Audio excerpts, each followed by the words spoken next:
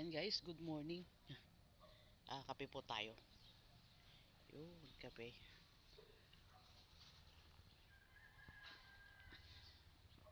Ah, Dapat talaga ngayon ay schedule ko na mag-abono. Kaya gumising ako ng maaga.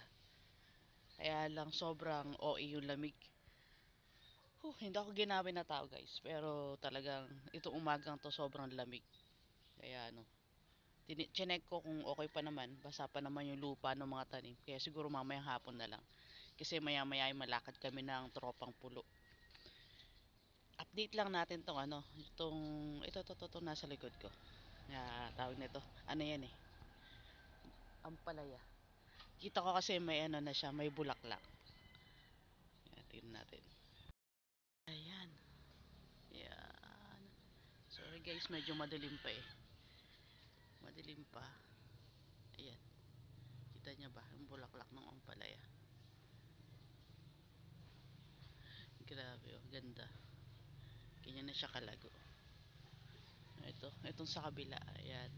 Noong nakarang sobrang lakas ng amihan, natumba-tumba to. Tapos nabali yung mga talbos niya. Ayan oh. Talbos na nabali. Ayan. Yung pati yung sa kabila. Bali-bali ang talbos. Pero ang ganda. Ang lago. Tapos ang bango. Ang bango ng amoy.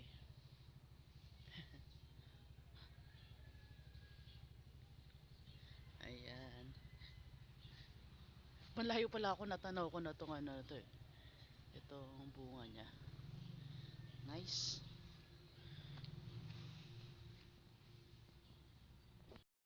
Ito na yung ginawa nating balag ng kalabasa. Ang lalaki na kasi ng kalabasa.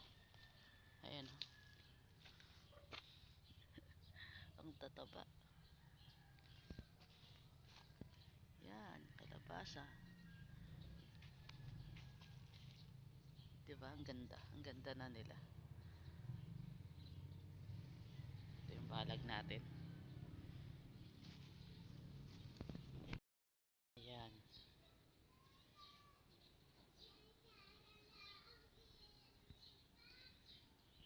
Ayun yung sa likod yung ampalaya. Namumulaklak na yung mga turo dito sa likod.